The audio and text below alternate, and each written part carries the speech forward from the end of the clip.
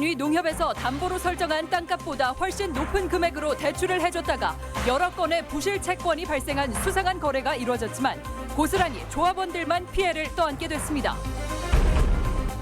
민주당의 코로나19 국난극복위원회 호남권 회의를 통해 전북과 전남 공동으로 전라선 KTX 고속 직선화를 정부에 건의하기로 해 한국형 뉴딜 사업으로 추진될지 주목됩니다.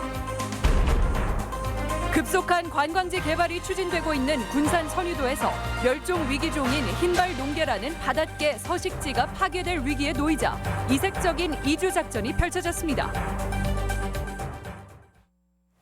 안녕하십니까. 전주 MBC 뉴스데스크입니다. 금융기관에서 땅을 담보로 대출을 받으려면 통상 감정가액보다 훨씬 낮게 대출을 신청하게 됩니다. 그런데 실제 땅값보다도 훨씬 높게 대출을 해주고도 부실 발생이 잇따랐다면 어떨까요? 부안의 한 단위 농협에서 실제로 이런 이상한 대출이 잇따랐습니다. 허현호 기자가 취재했습니다. 부안 변산면에 소재한 2,300제곱미터 규모의 한 토지. 지난 2017년 부안의 한 농협에서 이 땅을 담보로 5억여 원을 대출했습니다. 하지만 채무자가 이자를 납부한 건 단 한 번. 해당 농협은 결국 대출 금액 회수를 위해 이 토지를 경매에 넘겼습니다. 세 차례 유찰 끝에 겨우 낙찰됐는데 가격은 고작 2억 4천만 원. 해당 농협은 3억 원 가까운 손해를 감수해야 했습니다. 저희 조합원들은 다 농민이죠. 자그마하게 투자를 해서 만드는 농협인데 손실이 결국은 조합원들한테 갈 수밖에 없는. 그런데 이상한 점이 있습니다. 통상적인 대출과는 다르게 돈을 빌린 사람과 토지를 담보로 제공한 사람은 서로를 전혀 알지 못하는 사이였던 겁니다. 그냥 알았어요. 대출 받는지. 나한테 뭐 1도 피해 없으니까 3개월만 명의 비에 쓰자고 아니면 내 돈 다 갚겠다고. 그전에는 전혀 모르시던. 네, 처음 봤어 그날. 도대체 왜 생면부지의 사람이 대출을 받는데 자신의 땅을 담보로 내줬을까? 토지 소유주는 수년째 팔리지 않고 있는 땅을 처분해주겠다며 대출 브로커가 접근했다고 말합니다. 3억 7천 해주겠다. 대신 그 담보 제공 형태로 좀 가자. 그래도 한 2, 3천은 더 받을 수 있겠다 생각을 하고 그쪽으로 이렇게 진행을 했었던 거죠. 실제로 대출금이 입금된 통장에서 대출 당일 1시간 만에 전체 대출 금액 5억여 원이 사라졌는데 토지 소유주에게 약속했던 땅값 3억 8천만 원이 지급된 뒤 나머지 금액 역시 차례대로 대출 브로커를 포함해 누군지도 알 수 없는 다수의 제3자에게로 빠져나갔습니다. 결국 팔리지 않는 땅을 농협에 담보로 넘기고 대출금으로 토지 소유자가 원하는 토지값을 지불한 뒤 관련자들이 나머지를 챙긴 걸로 볼 수밖에 없습니다. 통상 농협의 토지담보대출은 감정가의 70% 선에서 결정됩니다. 어떻게 땅 주인이 생각했던 땅값보다도 훨씬 높은 대출이 이뤄졌을까? 대출액을 산정할 때 기준이 되는 감정평가액이 고가로 매겨졌기 때문입니다. 대출 직전 제출된 감정평가는 모두 4건. 회사별로 감정액이 최대 3억여 원이나 차이가 났는데도 웬일인지 해당 농협은 가장 높은 감정가액을 채택했습니다. 문제는 여기서 그치지 않았습니다. 지난 2017년 7월부터 6개월간 해당 농협에서 비슷한 수법으로 이뤄진 부당대출 의심 사례는 4건이나 더 있습니다. 공교롭게도 모두 특정 감정회사의 특정 감정사가 유독 높게 책정한 감정금액이 고스란히 채택됐고 선택된 감정평가액은 다른 감정평가법인의 평가보다 최대 5배까지 차이가 났습니다. 여기 있는 감정평가법인들이 감정을 하게 되면 금액이 갭의 차이가 많지 않아요. 근데 얘네들은 갭이 굉장히 크잖아요. 이렇게 금액 차이가 날 수가 없거든요. 인근 부동산업자들도 매매가에 비해 감정액이 터무니없이 높다고 말합니다. 한 50만 원 된다고 생각하면 돼요? 나가서 체득을 안 해요. 실제로 가서 보면 알지만 그게 7억짜리 됩니까? 그게 안 돼요, 절대. 문제의 대출건에 빠짐없이 등장한 감정평가사는 원칙에 따라 감정했을 뿐이라는 입장입니다. 얼마인지 우리한테 판단 좀 해주시오. 의견이잖아요, 의견. 그 사람들이 우리가 대출 쓸 필요가 없다. 평가서 이 사람들이 10억이 나왔다 하더라도 대출 안 해주면 돼요. 뒤늦게 사태를 파악한 농협이 진상조사를 통해 추정한 손해액은 최소 10억 원. 해당 농협은 이 과정에 공모 의혹이 있다고 보고 해당 직원을 정직 처분하고 관련자들을 고발했는데 브로커에 대한 수사는 진척이 없고 피해는 고스란히 조합원들에게 떠넘겨졌습니다. MBC 뉴스 허연호입니다. 이른바 작업 대출로 의심되는 사기 사건인데요. 주로 지역 농협이 표적입니다. 제1금융권과 달리 상대적으로 허술한 심사를 노린 건데요. 농협의 손실은 곧 조합원들의 피해로 이어져 대책이 시급합니다. 이어서 김아연 기자입니다. 전북지방경찰청은 최근 전주에 있는 민간 감정평가법인 2곳을 압수수색했습니다. 브로커와 감정사 등이 짜고 감정가를 부풀려 금융기관에서 대출을 받은 뒤 이른바 먹튀를 한 정황이 포착됐기 때문입니다. 사기 행각의 표적이 되는 곳은 주로 재정 규모가 열악한 지역 농협들. 별도 부서에서 엄격한 심사를 하는 제1금융권과 달리 담당 직원 등 몇 사람만 포섭하면 비교적 쉽게 대출을 받을 수 있다는 점을 노립니다. 손해 봐도 농협에서 그걸 숨기고 정당히 넘어가 버리지 이제. 상담금 세워놨으니까 그런 형태로 금융기관 하다 보니까 그걸 맹점을 노리는 겁니다. 도내에서도 몇몇 지역 농협이 이런 대출 사기로 수억에서 많게는 수십억의 피해를 본 것으로 파악되고 있습니다. 농협 중앙회가 각 지역 농협들의 주의 공문까지 내려보냈을 정도입니다. 특히 거래 기록이 많지 않은 농촌이나 산간 벽지 땅의 경우 감정평가사의 재량이 남용될 우려가 크지만 감시망은 허술하기만 합니다. 감정의 타당성을 살피는 감정평가사 협회는 사실상 해당 업계의 모임이어서 자정작용을 기대하기 힘든 데다 소관 부처인 국토부도 손을 놓고 있습니다. 사고난이 있거나 그런 건 아니기 때문에 저희들 주로 언론 보도라든지 아니면 버스가 됐다든지 이런 경우에 이제 저희가 한번 확인을 해보거든요. 실제 국토부가 전북에서 감정 타당성을 조사하거나 징계한 건 올 들어 단 한 건도 없습니다. 도내 지역 농협 조합원만 20만 명 안팎. 대출 사기는 결국 이들 서민 조합원들의 피해로 이어질 수밖에 없어 철저한 수사와 재발을 막을 대책이 시급한 상황입니다. MBC 뉴스 김아연입니다. 코로나19 확산 우려 속에 선별 진료소를 찾는 의심 증상 환자들이 크게 늘고 있습니다. 전라북도 보건당국에 따르면 지난 1월 20일 선별 진료소가 처음 설치된 이후 지금까지 시군 보건소와 전문 의료기관에서 코로나19 선별 진료를 받은 환자는 19,500여 명으로 일일 평균 130명꼴에 이르고 있습니다. 지난주 중반 이후에는 하루 평균 400명까지 급증하고 전주 모 병원의 경우 도보 검진용 장비를 도입하기도 했습니다. 특히 지난 17일 전주 확진 환자 발생 이후 학교에서 의뢰받는 검사 건수가 하루 평균 200여 건에 달해 종전보다 배 이상 증가했습니다. 방문 판매점과 관련한 도내 추가 감염자는 아직 없는 것으로 나타났습니다.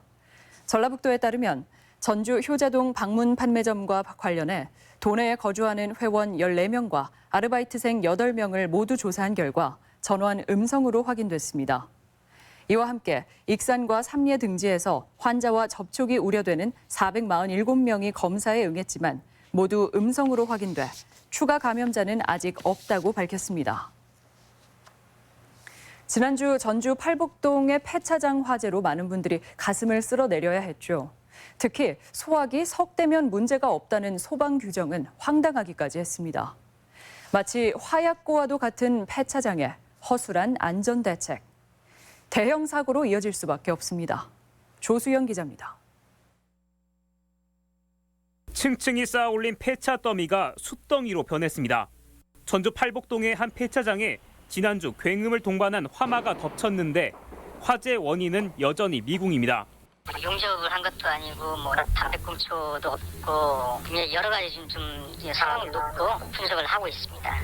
특히 충격적인 건 소화기 3대만 있으면 충분하다는 폐차장 소방 규정이었습니다.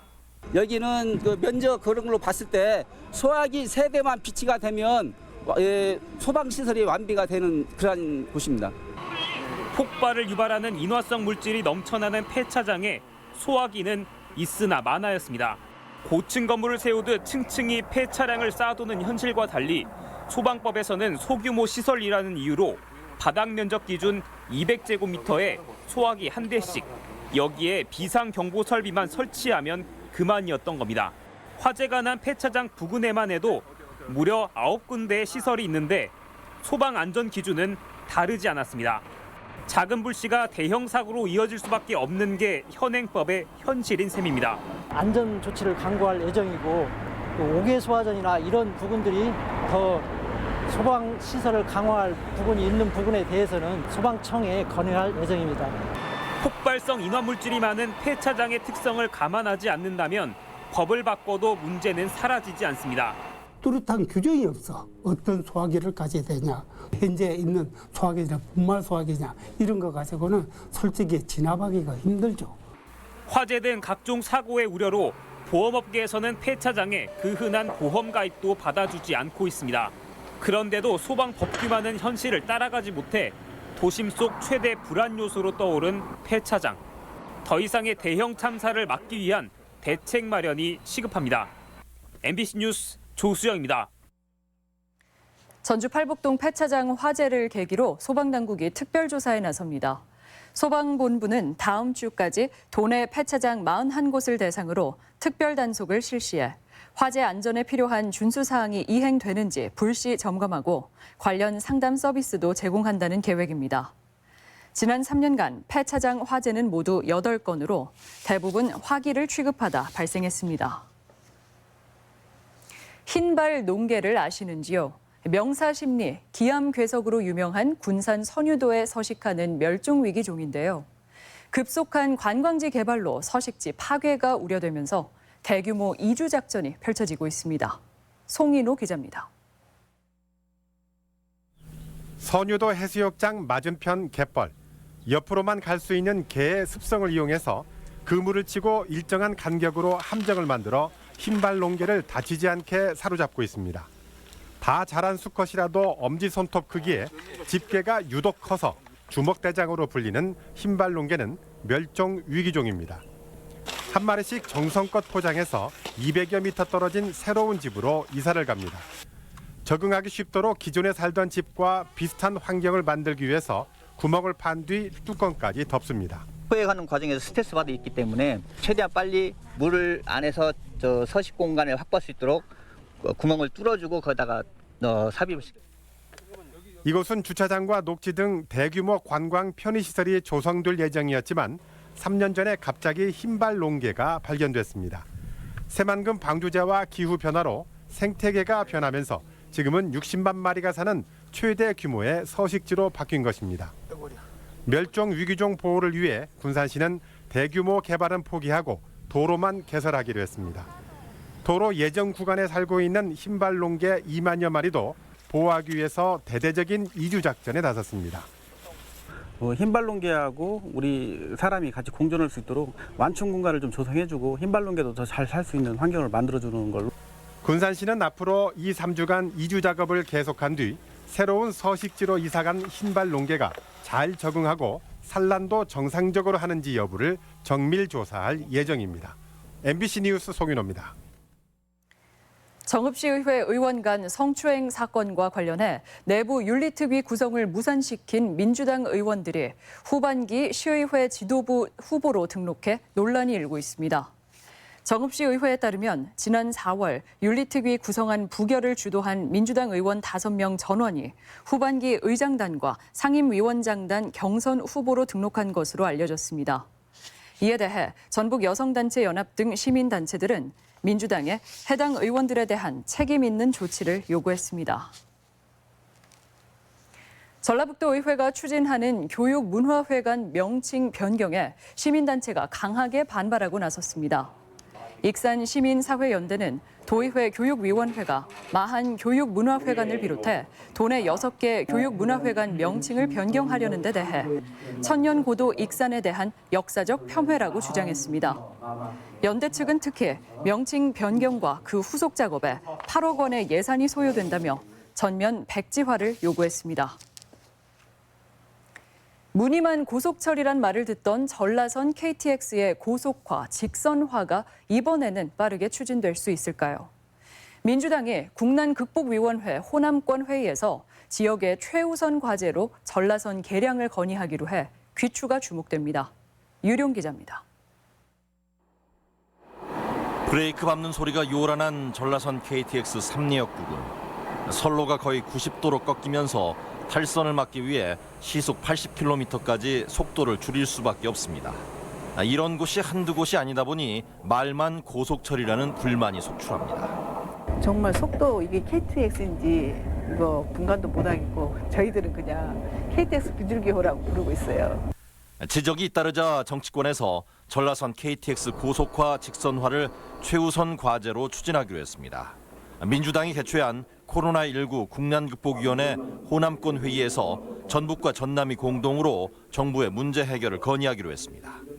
직선 고속화 빨리 해야 된다라고 하는 이낙연 위원장의 언급이 있었고 모든 참석자들이 그거에 대한 공감이 있었습니다.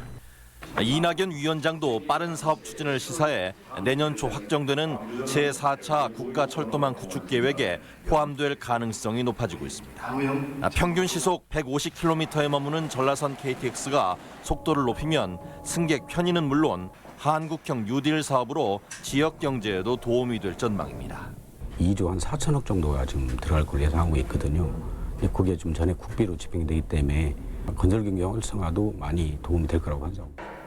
이미 충남은 5년 전에 서대전 논산 구간 직선화 계획을 반영해 국비 7천억으로 노선 개량이 추진되는 상황. 호남권 정치권과 지자체가 힘을 모아 이번에는 저속철의 오명을 벗을 수 있을지 주목됩니다. MBC 뉴스 유룡입니다. 폭염특보가 모두 해제된 전라북도는 내일부터 도내 전역에 장맛비가 내리겠습니다.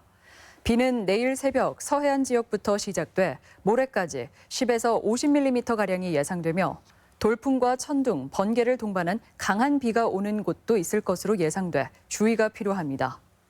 이번 비는 모레 오전에 대부분 그치겠지만 일요일인 28일 오후부터 장맛비가 다시 시작돼 다음 달 1일까지 내렸다 그쳤다를 반복할 전망입니다. 새만금에서 화물차 자율주행 기술 개발이 진행됩니다.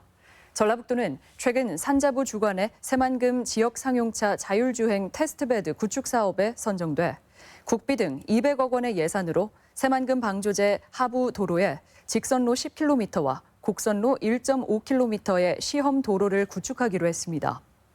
이 도로에서는 왕복 21km 구간을 화물차들이 운전자 없이 군집을 이뤄 시속 80km로 주행하며 안정성 여부 등을 시험합니다. 환경단체가 불법적인 새만금 잼버리 부지 매립 공사 중단을 촉구했습니다. 새만금 해수유통 추진 공동행동 등은 전북도청 앞에서 기자회견을 열고 정부가 농지 조성에 써야 할 농지관리기금 2천억 원으로 잼버리용 관광 레저 용지를 불법 조성하며 환경 영향평가까지 회피하고 있다고 지적했습니다. 또 바지락 산지인 해창 갯벌을 매립해 야영장을 만드는 것은 반환경적인 행위라며 세계 스카우트 연맹에 항의하고 잼버리 보이콧에 나서겠다고 밝혔습니다. 장수군 체육회장이 직원들에게 갑질을 일삼았다는 주장이 제기됐습니다. 민주노총 공공연대 노동조합은 오늘 장수군 체육회장인 A씨가 자신이 쓴 책을 체육 지도자들에게 강매하고 여직원의 손을 잡는 등 갑질과 성희롱을 했다며 사과와 함께 사퇴할 것을 촉구했습니다. A 회장은 기부를 위해 책 구매를 권유했을 뿐이라며 의혹이 사실과 다르다는 입장입니다. 전라북도 영농학생 전진대회가 오늘 전주 생명과학고등학교에서 개최됐습니다.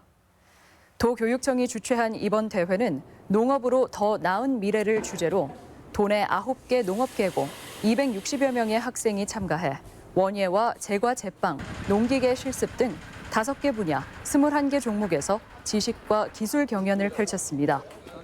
대회 이후에는 등급별 시상이 치러지고 성적이 우수한 학생들은 전국 영농학생축제에 전북대표로 참가합니다. 전라북도와 전북지방 중소벤처기업청, 전북창조경제혁신센터 등 24개 기관은 전라북도 창업기관 협의회 출범식을 갖고 지역 여건에 맞는 체계적인 창업 생태계 활성화를 추진하기로 했습니다. 지금까지 전북권 뉴스였습니다.